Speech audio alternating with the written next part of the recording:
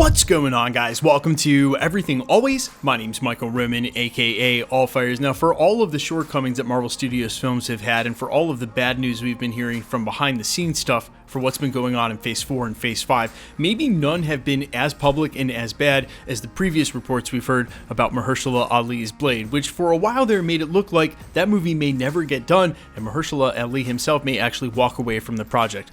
Luckily, all the latest reports and rumors have been that he is rather pleased with the state of the project now, and that's where we pick up with a brand new industry insider report talking about just that, the state of the new script, where the story's at, exciting news about its rating, and what we can expect from the villain and the storyline. We're going to break it all down, the latest scoop for what's going on with the plot and the reboot for Blade and Mahershala Ali in the MCU. But first, if you could grab the subscribe button. We do daily Marvel content at the channel, and that's all we do. Everything from official Easter egg breakdowns, trailers, and reviews to the occasional industry insider report and everything in between. So if that sort of thing's for you, hit the subscribe button, leave a comment down below. That will automatically enter you to win our ongoing PS5 giveaway. The next one is right around the corner. Again, all you gotta do, be a sub, leave a comment. If you want, stick around to the end of the video. We'll get into all the giveaway stuff again there. Okay, so today's update comes from none other than Daniel RPK, and while I don't normally issue spoiler warnings for scoops, only for things that we know are verifiable leaks, and of course the anonymous stuff on 4chan, his track record has been so good as of late. So if you don't want to know about the Blade script or what's about to come from the story, this would be your chance to back out. Now let's dive right in. This is what he said about the upcoming Blade reboot yesterday. Quote, "I hear Blade is still a period piece, and by all accounts this is going to be set in the early 1900s, 1920s, 1940s, and perhaps in New Orleans. Still very much rated R, as we've reported multiple times at the channel. Even the director himself said cryptically that they had been given the rated R rating. Thank God Marvel Studios sees the fact that rated R can make them a lot of money, and that a majority of the audience wants to see mature material, especially when the character calls for it, which Blade's character does. So this is really good to hear that they're still going in the rated R direction with the latest reboot. And if you hadn't heard, they are now on their 5th writer. The guy who wrote the screenplay for Logan is actually finishing the script. He goes on to say it's about the villain Lilith, who we've also covered here at the channel, who wants Blade's daughter's blood to create an army of daywalkers. She has the ebony blade as her weapon, but there's no Dane Whitman in the story unless they end up adding him in a post-credit scene, which makes sense because again, this is a period piece set well before we saw Dane Whitman in the current MCU and in the Eternals. Now for you Marvel aficionados out there, Lilith can be a little confusing because the first character named Lilith in the Marvel universe was actually the daughter of Dracula, which would make sense in context of a Blade story. But the Lilith they're talking about here is actually the demon sorceress who most recently featured as the villain in the most recent Marvel Midnight Suns game. She showed up later in the early 90s in one of the Ghost Rider comics, which again is reason to get excited because eventually this should all head into a Midnight Suns.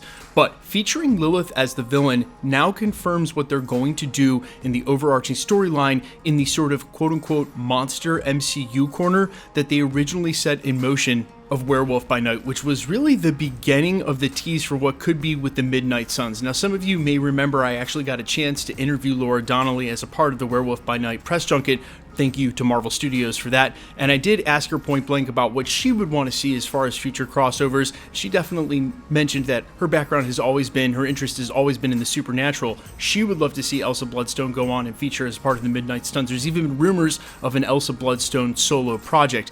But in the meantime, I think the most exciting part of this is the fact that they're willing to do rated R with this project. And you have to wonder how much of that was Mahershala Ali pushing back on what he wanted this story to be. Look, it's one thing for them to give a rated R to Deadpool and Wolverine, which with his last outing in Logan and then the 2 Deadpool films are surefire rated R films. They've already been proven to make a lot of money, so it's not really Disney and Marvel taking as big of a chance introducing R into the genre as it may feel like. It's actually rather safe and more safe to stay with the rated R for those projects than to go against it. But for something like Blade, a character that I'm sure that they want to reach and with mass appeal, I'm glad that they can see that maybe going narrow here is the way that they go wide, again because a majority of us are way past the point of being able to watch mature content, and they've given us so much PG-13 content in the meantime. And let's face it, some titles are just better tuned to that. You wouldn't want the Avengers in rated R. Okay, well some of us might, but that's not what that's meant to be. In the meantime, for characters that call for it,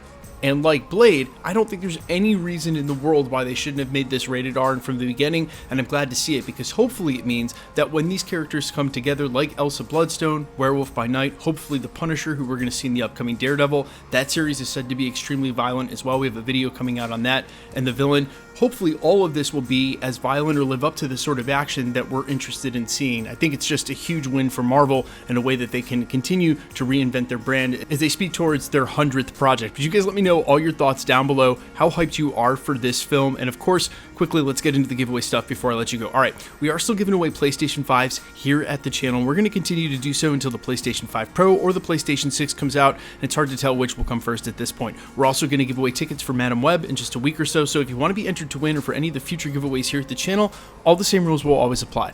Hit the subscribe button because you need to be a subscriber, then leave a comment down below. Because it's truly random, the more videos you comment on, the better chance you have of winning. All winners will be announced at the end of videos, the same way we're doing here, live with my voice and the winning comment shown on screen, so please be safe and vigilant on my channel, really any others. They've left me alone for a while, but unfortunately 2 of my YouTube friends are still dealing with this. If you should ever find a comment on one of your comments anywhere, on YouTube, Reddit, Instagram, anywhere, that's claiming to be your favorite content creator trying to tell you you've won a prize, please be extremely skeptical. Never give out your information on a third-party app like Telegram or WhatsApp. Certainly never ever pay for shipping. No content creator is ever going to charge you for that if you should win. It's just something to keep in mind. And if you do get these comments, the best course of action outside of telling the content creator, because trust me, they know, is just reporting the comments to the respective platform themselves, like YouTube, because they're ultra fast at banning them. And you're not only helping the content creator get rid of those comments from the community, you're helping everybody else in the community who's gotten a comment and from that spammer. So thank you guys. Please stay safe in regards to that. The best way to keep up with the content has always been to hit the notification bell with all notifications turned on. And as always, if you like today's video, I'd appreciate it if you'd hit the like button. My name's Michael Roman. You can find me in a couple of places, Instagram and Twitter at @I'mFires. You can also find me on Spotify, YouTube, Amazon, Apple, iTunes, wherever you listen to original music under the name All Fires. And while I would sincerely appreciate you checking my music out, thanks for checking this channel out. Stick around. We'll be posting again real soon.